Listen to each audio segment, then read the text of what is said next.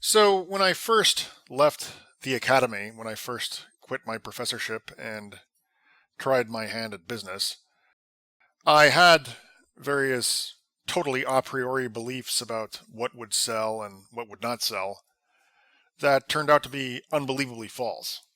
I had a very, very utilitarian, bare bones conception of what people would buy and how much they would pay for what they would buy.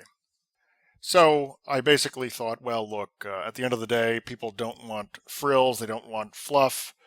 The more valuable a given thing is, and when I say valuable, I don't mean in some derivative, artificial sense of the word concocted by economists. I mean literally tangibly valuable. So the more valuable a thing is, the more it approximates in its value to air and water and food and other such necessities. The more valuable it is in that sense, the more people will pay, holding other factors constant. This actually turned out to be just unfathomably false. And and it's not that I did not have the requisite data at my disposal. I've had it at my disposal as long as I've been a professional. I would see people who would be given $100,000 to do nothing, and on the basis of a three-sentence incoherent research proposal, and then I would see people, myself usually, but then I would see people who wrote these gorgeous, brilliant, deeply thoughtful proposals, which would then be plagiarized or used by the people on the grant committee, receive nothing, nothing, just absolutely nothing. So, but I refused to see this data. I refused to model this data correctly. I refused to read the tea leaves correctly. So anyway, I was thinking a moment ago. Okay, well, so what's going on? So yesterday I was thinking about ways to make some real money, not this nonsense, you know, $15 an hour wage labor kind of money that I'm making now working for other people. What I was thinking is, okay, how to make real money. And it has to be something that I believe in. It has to be something that I do naturally. It has to be something that I have actual expertise in. I mean, that's true. Okay. That part is by no means undermined by what I'm about to say. But I was trying to think, okay, so what's the principle here? Why is it that somebody who provides an incredibly necessary service, like a plumber, is not paid particularly well? And I mean, they're paid reasonably, but they're not paid particularly well, even after you take into account the relatively large number of plumbers. And then why is it that somebody like a public speaking coach is paid just so extravagantly well? And of course, one reason is that the kind of people who do public speaking, first of all, they have a lot of money, and if a gig goes badly, then they'll lose a lot of money. So there's that. But I think there's another principle, and here it is. When you're dealing with things that actually have tangible value, when you're dealing with things that cannot possibly be categorized as flim flam or as fluff, when you're dealing with things like medicine, plumbing, clothes manufacturing, shelter provision, when you're dealing with things like that, because they're necessary, their actual values, their perceived values and their actual values are going to coalesce.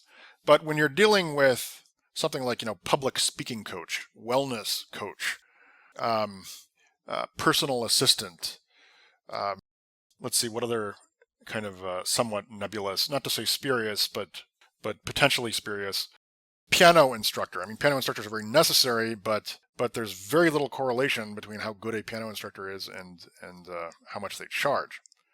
I mean, I was thinking of becoming a piano instructor a few years ago when I lived in the South, and I called up some people and I met with them and I performed a little bit, and it turns out that pieces that I could play blindfolded when I was a kid without any effort were ones that these people could barely pay, but they were charging $150 an hour. I was going to charge around 20 an hour.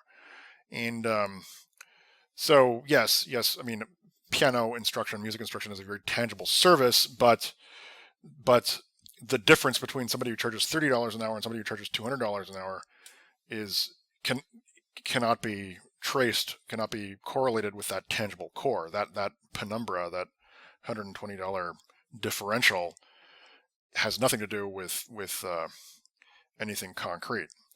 So what's the explanation here? Well, the explanation is that when you're dealing with things, to the extent that a given product or service has some kind of tangible value, that it has a practical value, then it has a definite value.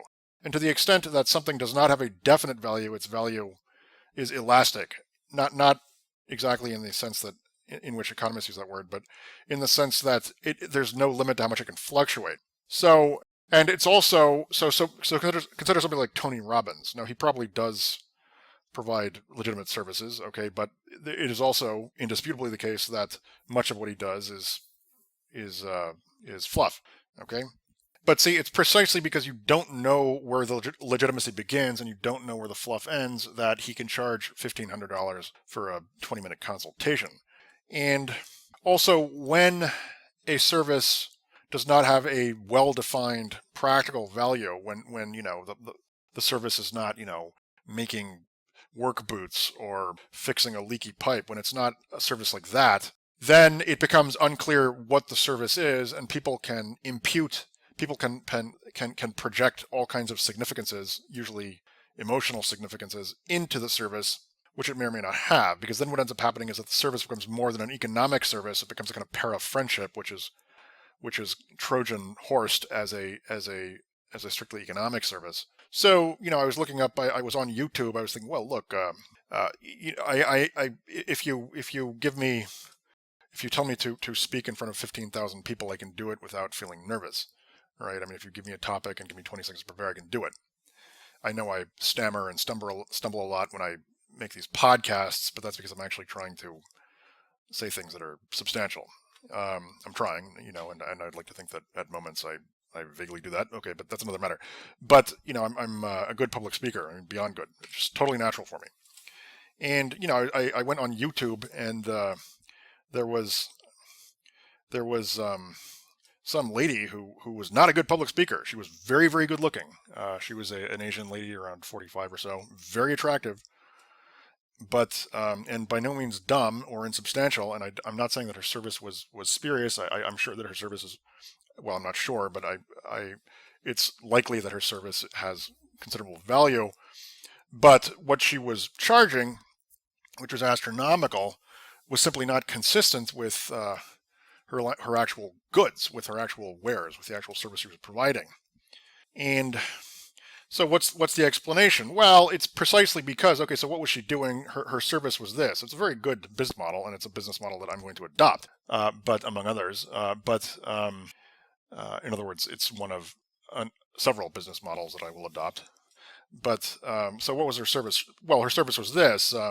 Executives who are good at doing whatever it is executives do, but who are not good at publicly speaking, will go to her, and she will, I don't know, tell them to meditate, or she'll somehow fix them psychologically so that they can speak in public. So I don't know whether she does that. She probably does to some degree. But in any case, that's her service. Okay. Now here's the thing, which is that these people they tell themselves that they're paying for one thing. Okay, they tell themselves that they're paying for some kind of practical service, but that's not really that's maybe in part what they're paying for, but they're probably paying for something else. And so when it's not really clear to the person who's doing the buying what it is that he's buying, and when there's an emotional component to it, okay, so especially when you're dealing with one-on-one relationships, as you are when you're dealing with a therapist or a paratherapist, like a life coach or a speech coach, well, in that case, there's really no limit to how much the price to how much the price can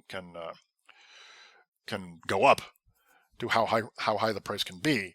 And this potentially also, so if you're buying eggs or wheat, well, the price is the price. I mean, you'll pay the appropriate market rate for it, right? But let's suppose that you're buying let's suppose that you're buying a nicely bound book. Okay, so in that case, you're not just buying the content that is inside the book. I used to think that people were just buying the content, that they were actually buying the information inside the book.